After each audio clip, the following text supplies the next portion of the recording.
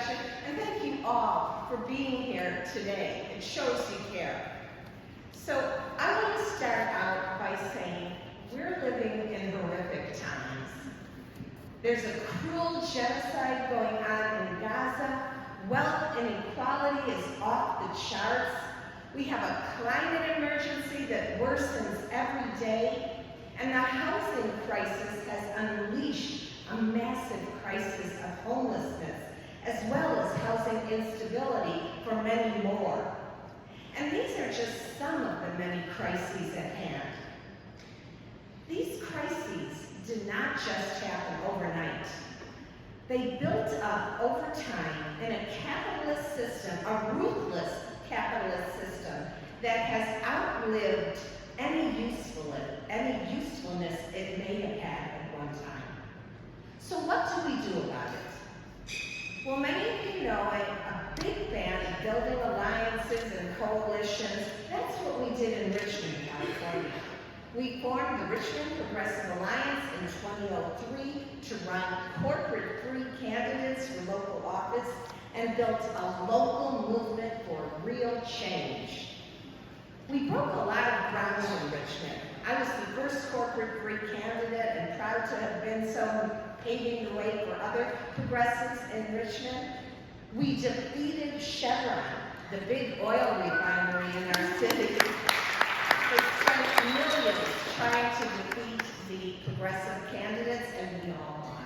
This was especially prominent in 2014 when they spent over $3 million to defeat us. But all the Chevron candidates lost and we all won. So it can be done. That's the message that the RPA, the Richmond Progressive Alliance, puts out there. So I am now serving my 17th year on the Richmond City Council, 8 years as the elected mayor of Richmond. And today, we have the most progressive Richmond City Council we have ever had. So change does happen. And as many of you know, we passed groundbreaking policies in the past through the president in Richmond. I know many of you have heard me speak of them, the minimum wage increase. They were one of the first cities that went to $15. Rent control, the first city in 30 years that passed a new rent control law in 2016. We also got over $100 million in additional taxes from Chevron. We reduced homicides 75% and now even more due to addressing the root causes of violence, giving people opportunities. We made statewide, national, and international news. And we were able to make this substantial change because we joined together outside of any political party based on our shared values. And it wasn't just the RPA, it was the combined efforts of many progressive groups in Richmond. And we keep doing this groundbreaking work. Most recently, Richmond was the first city in the nation to pass a pro-Palestine ceasefire resolution. And now we have over 100 cities who have passed such resolutions. So I'm really proud of the work we've done.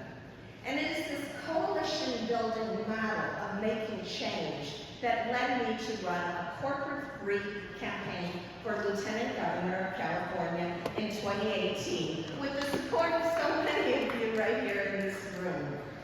And that campaign had two major areas of focus. The first area of focus was an organizing campaign encouraging other cities and communities to create local coalitions and run corporate-free candidates for local office.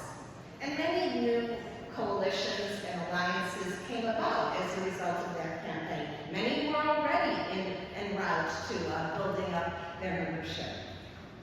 But the second purpose of the campaign, which I don't think was quite as important as the first, bringing us together, was to bring out the many statewide issues that we need. I mean, this obviously is really important as well. And we championed so many of these issues that Bernie Sanders brought forward in his campaigns. Medicare for all, free public college, and so many more issues that we're all familiar with. Well, we didn't get past the primary due to the big bucks of the status quo candidates, but we brought together so many statewide progressive groups and individuals that later morphed into the California Progressive Alliance. So that's kind of the history. And the California Progressive Alliance supports corporate-free candidates throughout the state, and it focuses on building an independent, progressive, statewide movement for justice, for empowerment, and for equity. And it works to release the stranglehold that corporations have on our state. So this is what CPA is committed to do. This is what it has been working on since its inception, and this is what it will continue to do. And this mission includes all of you, everyone who cares about the most vulnerable in our communities and our world.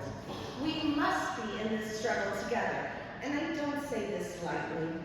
I started out saying in my remarks here that we are living in horrific times. Those of us that lived through the Vietnam War era saw how a mass movement of activists played a strong role in eventually forcing our national government to end that war. In my view, Gaza is today's Vietnam. We must continue calling for an end to this genocide and the occupation of Palestine, even while our national leaders and mainstream candidates have lost their moral compass. And many never had such a compass. So let me end with this thought. Our domestic needs are many, and we need to keep promoting quality of life for all in the U.S. But as long as people in the United States continue lining up behind status quo, lesser evil candidates and abandon our moral compass, there is no hope for us. Each of us can vote for who we choose, but our movement must remain independent. We must also remember that we are part of a global community. Ultimately, the hope of humanity lies in our collective ability to build this independent, powerful, global movement, built together, built with the aim of creating a world built on justice for all. One that doesn't send billions of our tax dollars in unjust wars. We all know this. So let's keep building local coalitions. Let's keep coming together as California Progressive Alliance to set an example for the rest of the country and to let the world know that we are not turning our backs on all those throughout the world suffering and dying at the hands of a system built on greed, profit, and war. We are those U.S. citizens and people here in the U.S. who have retained our moral compass. And we are committed to encouraging the remainder of the people in the U.S. to join with us and join with our brothers and sisters throughout the globe in building that better world where each and every one of us can thrive. So thank you for being here today.